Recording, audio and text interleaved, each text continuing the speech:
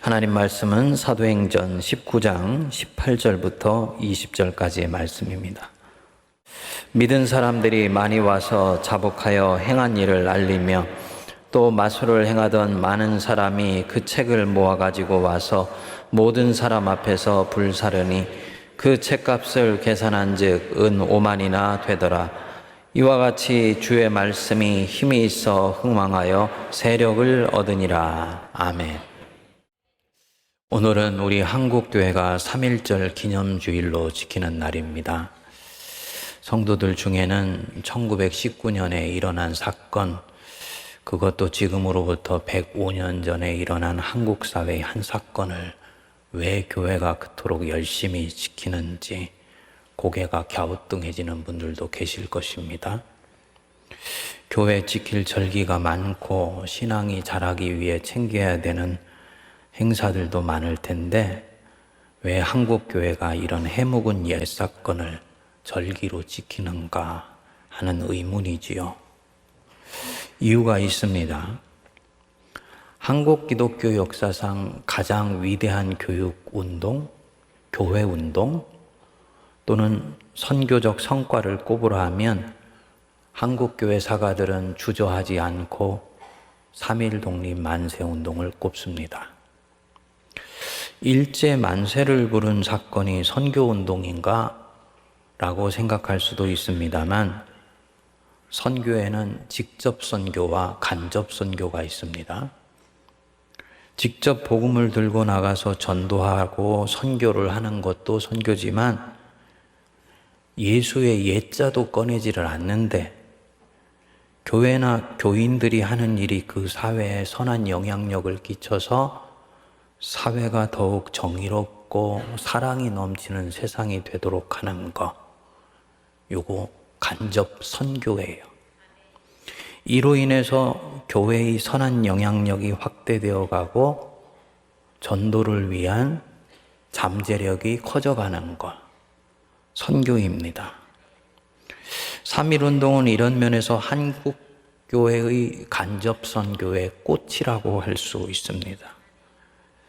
103회 총회 주제가 부흥으로 민족의 동반자 되게 하소서였습니다.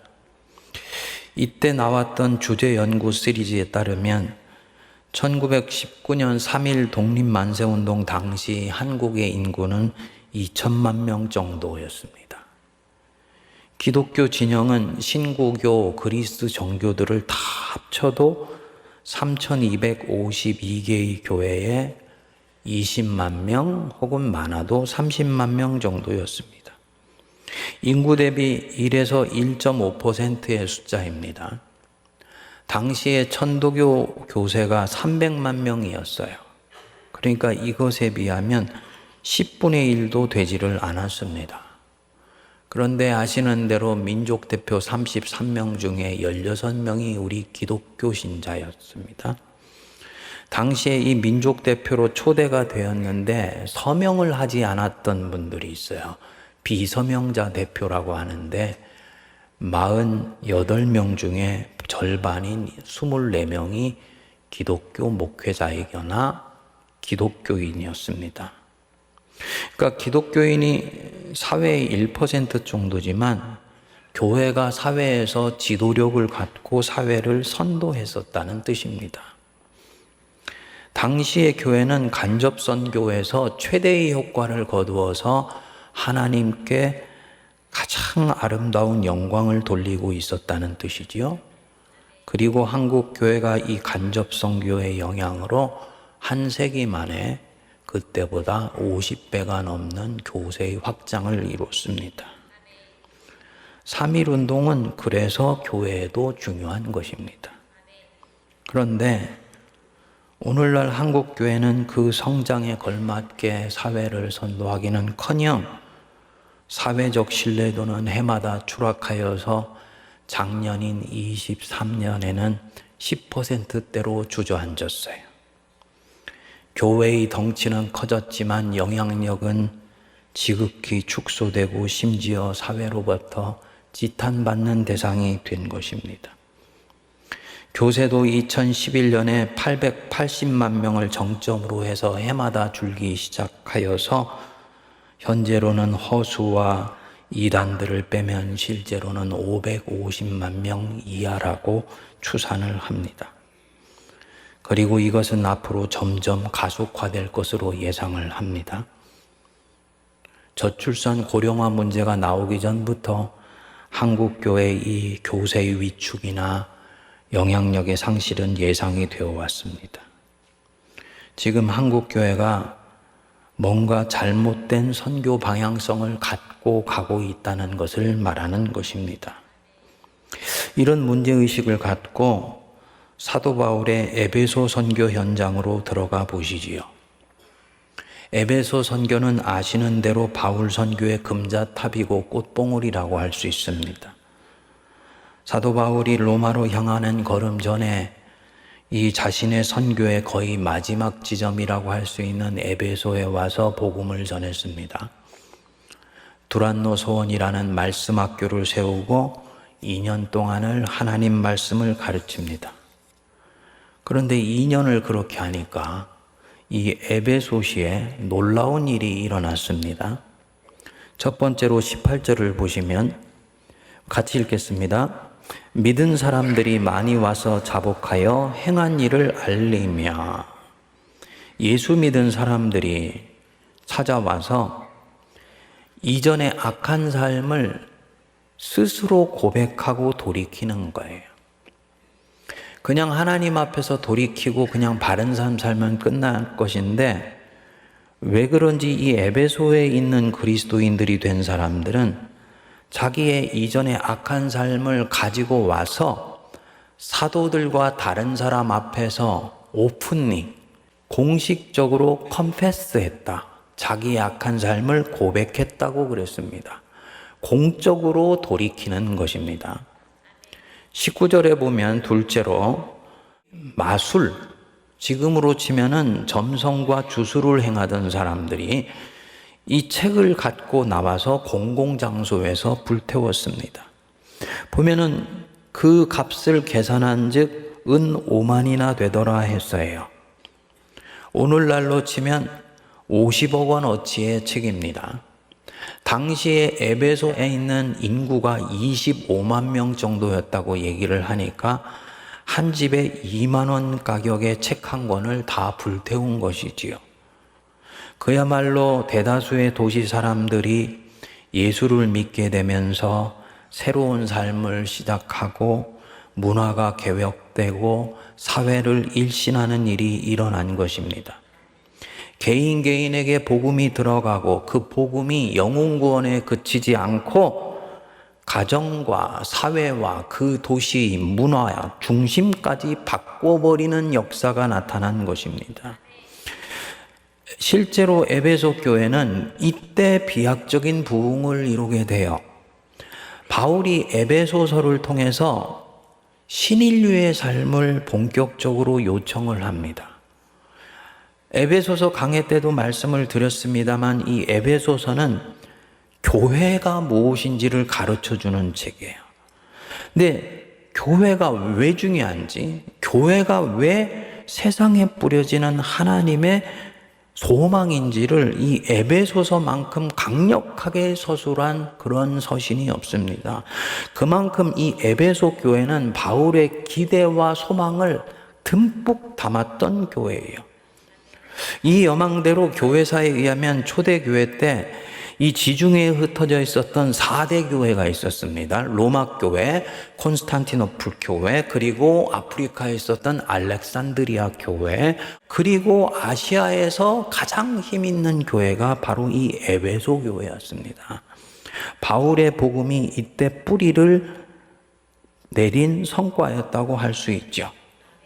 그러면 질문할 수 있어요. 왜 에베소에서 이런 일이 일어났을까? 왜 에베소에서 이런 놀라운 선교의 성과가 일어나며 개인의 영혼이 거듭나는 것을 뛰어넘어서 도시의 문화 자체가 바뀌어가는 대역사가 일어나게 되었을까? 에베소 도시가 뭔가 다른 도시와 다른 부분이 있는 것인가? 즉, 복음을 받아들이기에 좋은 토양이 사전에 만들어져 있었던 것인가? 그렇지 않습니다. 사실은 더 열악했어요. 이곳은 에베소는 엄청나게 주술과 점성이 강해서 복음이 들어가기가 참으로 어려웠던 곳입니다. 그런데 복음이 이렇게 뿌리를 내린 거예요. 그러면 바울의 에베소 선교의 결실은 바울의 선교 방식 자체에 있다고 봐야 되는 거지. 도대체 에베소 선교는 바울의 이전 선교와 뭐가 다른 것인가? 아쉽게도 사도행전의 저자인 누가는 이 사도행전 19장에서 이 부분을 자세히 말해주지 않습니다. 그런데 중요한 단서 하나를 찾을 수 있어요. 이전의 선교와 바울의 선교가 달라지는 중요한 단서. 그가 전하는 복음의 주제입니다. 이전에 바울은 가는 곳마다 두 가지를 얘기했어요. 예수는 그리스도시다. 요거 전하거나, 유대인들이 많이 사는 곳에 가서는 너희가 죽인 예수가 구약에서 기다리던 메시아고 그가 부활했다. 요거 전했어요. 그런데 사도행전 이 19장 8절에 보면 바울이 에베소에 와서는 다른 주제로 설교를 했다는 것을 보여줍니다. 8절, 바울이 회당에 들어가 석 달 동안 담대히 뭐를 강론했다고요? 하나님 나라에 대해서 강론했다 그랬습니다. 하나님 나라, 바실레이아 투테오, 킹덤 오브 갓, 하나님의 통치가 임한 나라, 하나님이 다스림이 임한 나라가 이 세상에 이미 시작되었다. 예수께서 이것을 시작하셨다. 이걸 전한 거예요. 그분이 기적을 베푸시고 죽으시고 부활하신 것은 하나님의 나라가 이 땅에 도래했다는 것을 보여주는 표징이다. 이 바울 선교에서 처음 나오는 단어입니다. 처음으로 여기에서 하나님 나라 복음을 전하기 시작한 거예요. 그리고 그 뒤에 바울의 몸에서 손수건이나 물건을 가져다가 병든 사람의 몸에 얹으니까 악귀가 떠나가고 질병이 나았어요. 이전에 예수 믿으세요, 구원받습니다 라고 전했을 때는 병든 사람이 질병이 낫고 악귀가 떠나면 아, 주님이 나를 이렇게 만져주셨구나, 감사하다 하고 끝났습니다. 근데 하나님의 나라를 전했더니 이들이 이 사건을 다른 각도에서 받아들인 것입니다. 이전에는 자기 몸 나았다고 악귀가 떠났다고 좋아하는 정도로 끝났는데 여기에서는 이 모든 기적이 하나님의 나라가 내 인생에서 시작됐으며 하나님의 나라가 지금 이 세상에 왔다는 것을 보여주는 사인이구나 라고 받아들이는 거예요. 신학적으로 굉장히 중요한 대목입니다. 무슨 얘기냐 하면 한 개인의 구원이 하나님의 나라라는 보다 크고 희망한 전망 속에서 자리매김했다는 얘기입니다. 그러니까 사람들이 예수를 믿으니까 내면의 구원에 그치지 않아요. 자기가 하던 일에서 하나님 보시기에 안 좋은 일이 있으면 회개하고 돌아서는 겁니다. 주술과 점성으로 먹고 살던 사람들, 예수 믿고도 주술과 점성으로 먹고 살면 돼요. 그런데 하나님의 나라의 복음을 듣고는 다르게 반응하는 거예요. 이거는 하나님의 통치를 받는 경제생활이 아니지 라고 생각하고는 그런 잘못된 경제활동을 기꺼이 포기하는 일이 나타나는 것입니다. 복음으로 삶의 방식 자체가 달라지고 문화가 달라진 것입니다.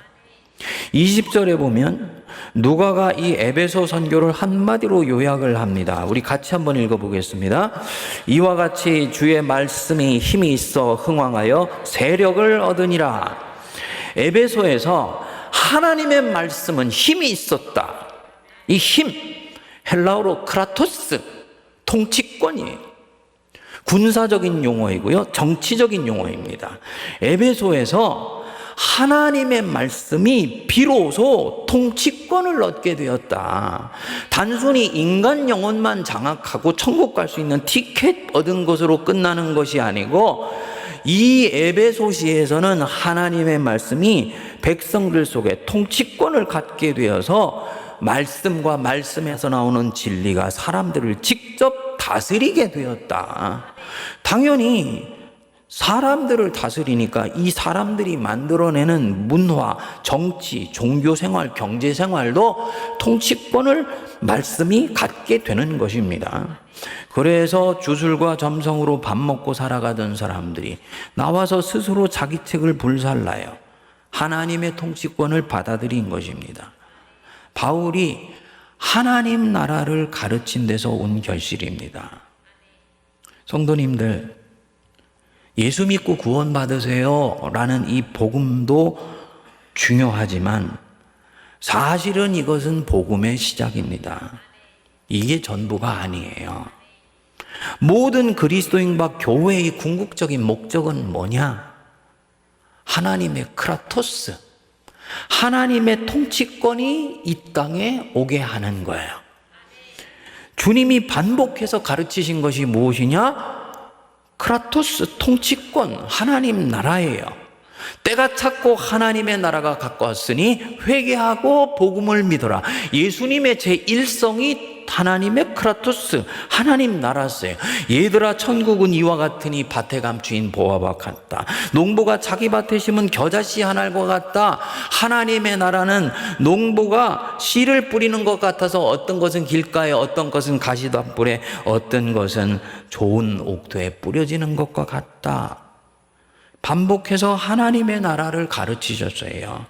너희는 기도할 때 이렇게 기도하여라.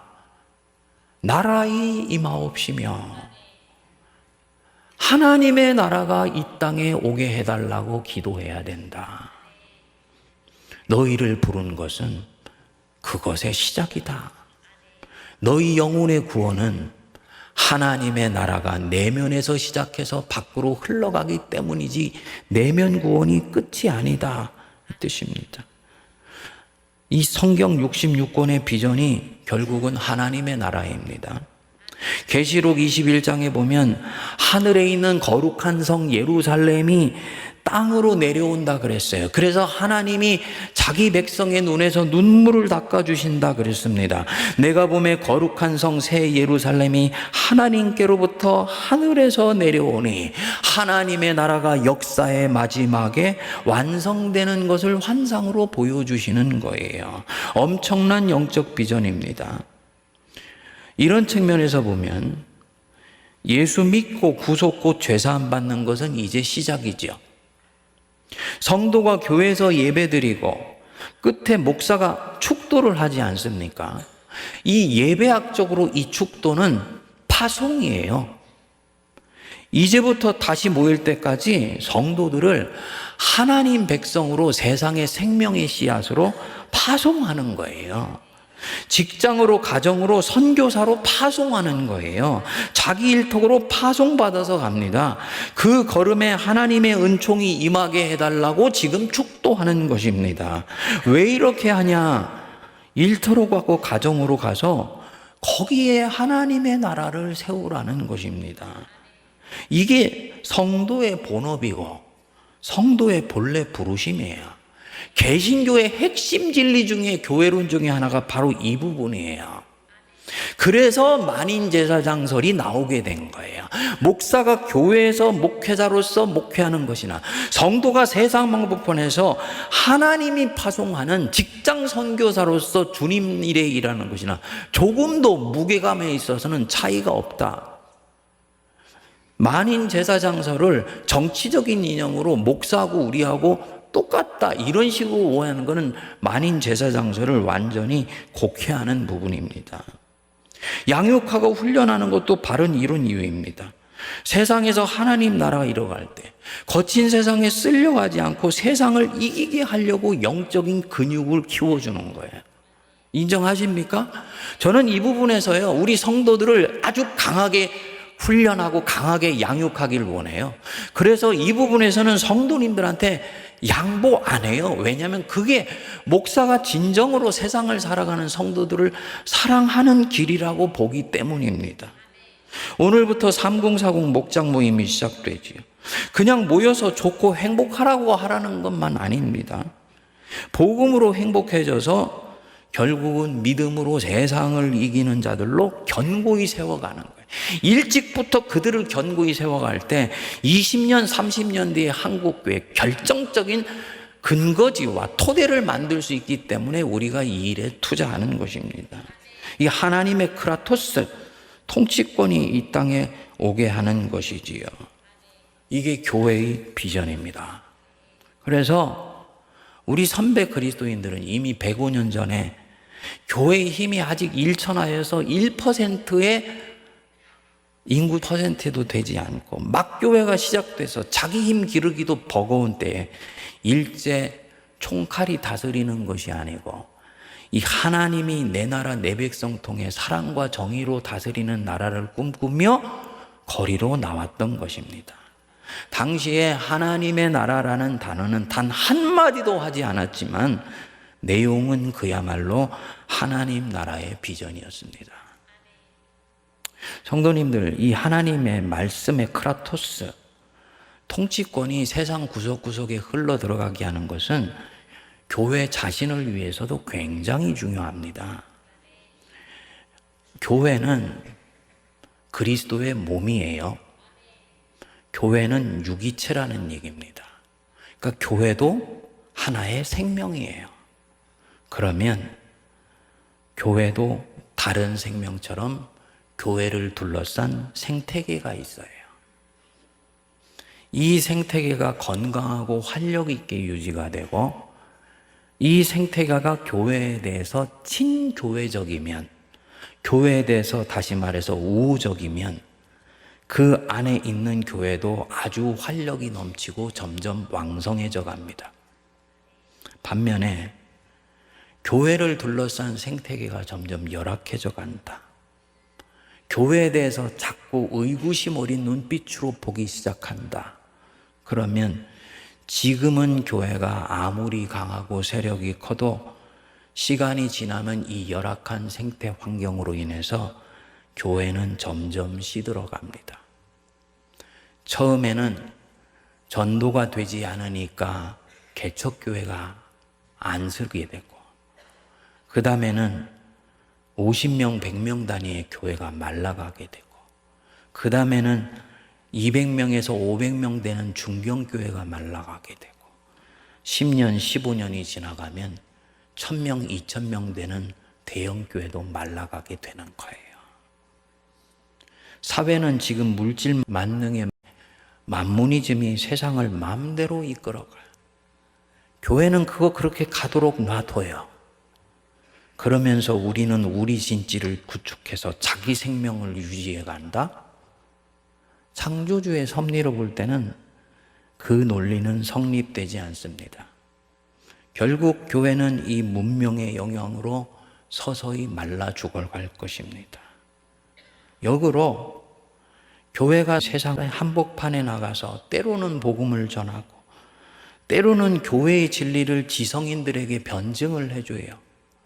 지성인들에게 그들의 이성과 상식에 따라서 변증하고 설득해주는 일은 문화적으로는 굉장히 중요한 작업입니다. 때로는 직접 복음을 전하지는 않지만 세상의 아픔을 만져주고 그들의 피로를 채워줘요. 20년, 30년 전만 하더라도 성탄절이 되면 교회는 여기서 예배만 드리는 게 아니고 고아원 찾아갔잖아요. 노동자들이 있는 곳에 가서 그들의 아픔에 대해서 들어주었잖아요. 이게 다 선교하고 있는 것입니다. 그리스도인이 법을 열심히 해서 판사가 되고 검사가 되고 변호사가 된다. 그래서 기독교의 진리를 따라서 공의와 진리로 재판한다.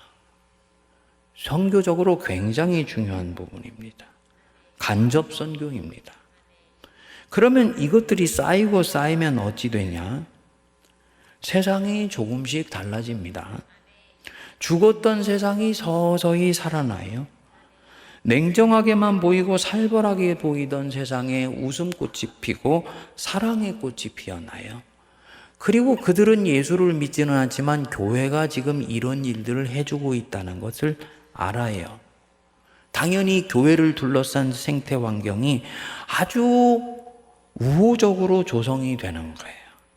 에스겔서 47장에 성전 문지방에서 흘러나온 물이 흘러서 바다로 들어간다 그랬죠.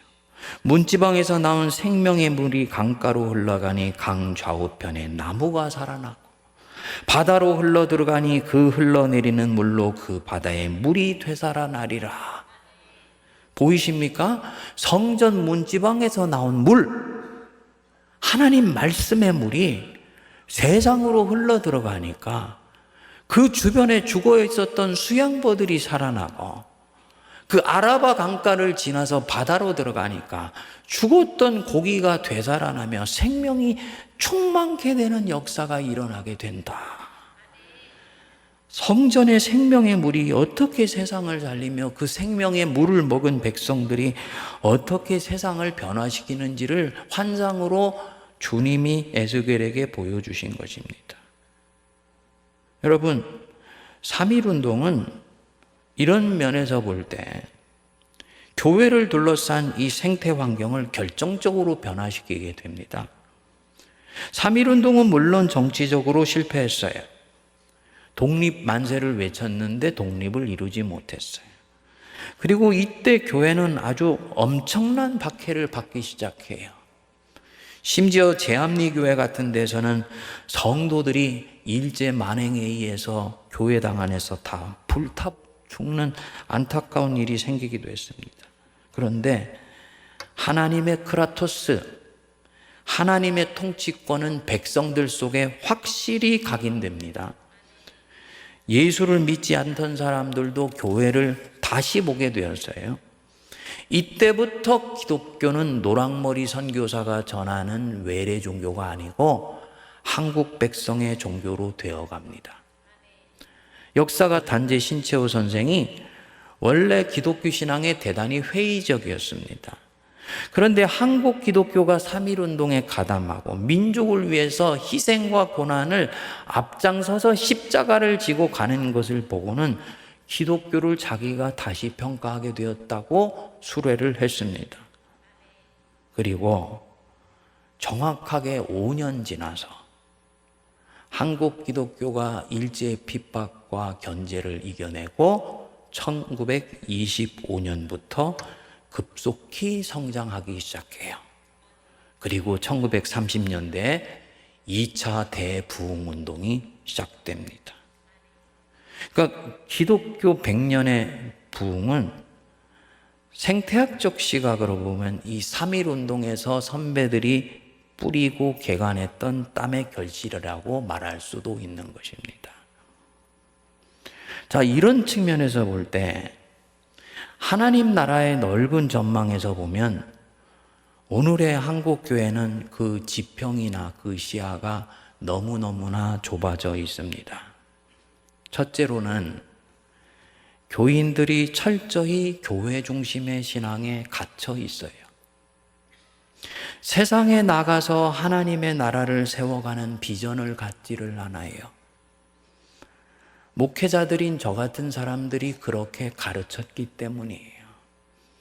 내가 열심히 공부를 해서 법관이 되기도 하고 기독교 기업가가 되기도 하고 기독교 예술인이 되기도 하고 내가 기독교적 정신과 정강을 가진 그런 정치를 해보겠다는 아브라함 링컨 같은 사람이 되는 꿈을 교회가 말해주지를 않아요.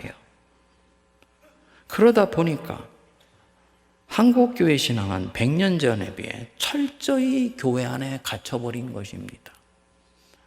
남강 이승훈 선생이나 도산 안창호 선생이나 우사 김규식 선생이나 김구 주석이나 기라성 같은 그런 기독교적인 인물들이 나오지를 않는 거예요. 어느 날 이렇게 된 것이 아니고 한국교회 신앙이 교회 안에 갈수록 갇혀 있으면서 나타난 결과입니다. 둘째로는 세상의 건강한 생태계를 만드는 일에 교회가 연합하고 일치하지를 못합니다. 건강한 생태계를 세상에 만드는 일에는 나만 옳고 내가 믿는 교리만 옳다라는 시각은 절대로 금물입니다. 건강한 생태계는 종이 다양하여져서 그 다양한 종이 서로 협력해요. 사소한 교리적인 차이를 마치 진리의 차이인 양 목숨을 걸고 적대화하면 안 돼요. 그런데 한국교회에 언제부턴가 들어와 있는 이 근본주의 신앙 흐름이 끊임없이 나와 다른 것은 악마로 취급하는 거예요. 그러다 보니까 지난 100년 동안 한국교회는 계속 분열해 왔어요. 그리고 이 일에 속상하게도 우리 세문안교회가 속해 있는 장로교회가 앞장을 서서 장로교회는 분파만 해도 150개가 넘어요. 감사한 것은 우리 통합교단은 합동과 나뉘어지고 난 뒤에 단 한 차례도 분열한 적이 없어요. 이 하나님 나라의 비전을 통합적으로 갖고 있기 때문입니다. 이 분열주의적인 생각 때문에 결국은 세상 속에서 교회는 아니지만 간접 선교를 감당하는 좋은 기독교 기관들이 있거든요. 기독교 시민단체라고 얘기하는데 경신련, 한국 YMCA, YWCA, 환경운동을 하되 기독교적인 시각에서 환경운동을 하는 사람들, 한국 교회 안에 100년의 전통 속에서 기독교 시민운동을 하는 사람들이 많아요. 이들은 교회처럼 명시적으로 예수 믿으세요 얘기를 하지는 않고 또 못해요. 하지만 이들이 열심히 하는 것은 한국교회 생태계를 건강하게 세우는데 굉장히 중요한 부분입니다. 그런데 교회가 나서서 이들을 회색신앙이라고, 신앙이 불분명하다고 마구 공격하는 거예요. 그래서 결국 교회를 둘러싼 생태 환경을 교회가 스스로 파괴해버린 것입니다. 3.1운동 때는 전국의 교회가 연합한 것은 말할 것도 없고 신교와 구교가 연합했어요. 심지어 천도교와 불교와도 연합했어요. 그러면 역설적으로 오늘로 치면 남강 이승훈 선생이나 길선주 목사님이 천도교나 불교와 연합해서 민족운동했으니까 다원주의자가 되는 것입니까? 아니지요. 신앙 고백은 너무나 명료하지요. 이 부분에서는 저나 여러분들이 명료해야 돼. 주 예수 그리스도 외에는 천하 만민의 구원을 주실 만한 다른 이름을 주신 적이 없다. 이 부분은 분명해야 돼요. 아멘 하시죠? 하지만 세상 한복판에서 지금보다 하나님의 통치가 한 발 더 다가오게 해야 된다. 민족의 고통을 지금 씻어주는 것은 하나님의 통치가 이루어지는 일에 결정적으로 소중한 것이다. 그래서 우리 선배 그리스도인들이 이들과 연대한 거거든요. 이것을 다원주의라고 보면 안 되는 것이지요. 오늘도 이런 부분들은 동일하게 적용될 수 있습니다. 근데 한국 기독교가 너무너무나 안목이 좁고 시야가 좁아요. 그래서 100년이 지나니까 한국교회가 스스로를 개토화시키고 분리집단처럼 스스로를 세계에서 고립시켜버리는 안타까운 일을 겪는 것입니다. 우리 세문안 성도들은 시대와 역사를 보는 넓은 시각을 견지하기를 바랍니다. 여러분들이 언더우드 선교사 얘기할 때 언더우드 선교사의 선교 정책을 분명히 아셔야 돼요. 언더우드가 마펫을 비롯한 미국 북장로교 선교사보다 5년 일찍 들어왔어요. 그리고 마펫 선교사는 언더우드보다도 5살이 어렸는데 선교 정책을 바라보는 시각 때문에 마펫과 미국 북장로교 선교사들에게 선교의 주도권을 빼앗기게 돼요. 그들은 서북 지역에 중심을 두고 언더우드는 기호지방에 중심을 둔 부분들도 있었어요. 근데 더 중요한 부분은 언더우드는 한국 선교를 마펫과는 약간 결이 다르게 봅니다. 마펫은 어쨌든 교회 중심으로 가는 게 맞다고 봤어요. 근데 언더우드는 교회 중심 맞아. 교회는 복음의 핵심이고 복음의 산실이야. 하지만 한국 사회의 선교는 교회만으로 되는 것이 아니다. 병원도 세우고 학교도 세워야 된다. 그래서 평양에 숭실 전문 평양신학교가 있는데도 서울 한복판에 연희 전문이라는 기독교 학교를 세우려고 한 거예요. 인문학이나 철학같이 신학과 연결되어 있는 부분뿐만 아니고 당시로 보면은 기독교 신앙과 별로 상관이 없어 보이는 상과 음대 이걸 세워요. 기독교적 예술을 생각하고 상업이라는 당시 사람들로는 지극히 비천해 보이는 이 행위가 하나님의 나라를 이루는 경제활동이 굉장히 중요하다는 것을 꿰뚫어 보았기 때문입니다. 나중에 어떻게 했냐? 언더우드가 미국에 가가지고 조선 선교의 중요성을 사방을 다니면서 알리고 다녔어요. 인터세미너리 코올리션 오브 미션이라고 간신학교 간 선교연합체라는 걸 만들어가지고 조선 선교사들 지원생을 모으게 됩니다. 그리고 대거 모아진 사람들이 결국은 호남 지방에 선교사로 투입되는데 이들이 주로 남장로교 선교사들이었어요. 1921년에 이 남장로교의 호남 선교가 본격화되는데 남장로교 선교사들이 언더우드의 선교 방식이 옳다고 여기고 교회와 학교와 병원이라는 삼각 트라이앵글로 호남 지방 선교에 나서게 됩니다. 전주에 있는 전주 예수병은 기전여고 대표적인 경우입니다. 빠른 속도로 호남 지역에 복음이 들어가기 시작하고요. 빠른 속도로 교회가 확장되는데 놀라운 것은 교회가 더하여 있는 일반 사회 사람들이 교회를 굉장히 좋게 보게 되는 거예요. 그래서 지금도 심지어 순천 같은 데 가면 자신이 기독교인이라고 고백하는 사람이 90%가 넘어요.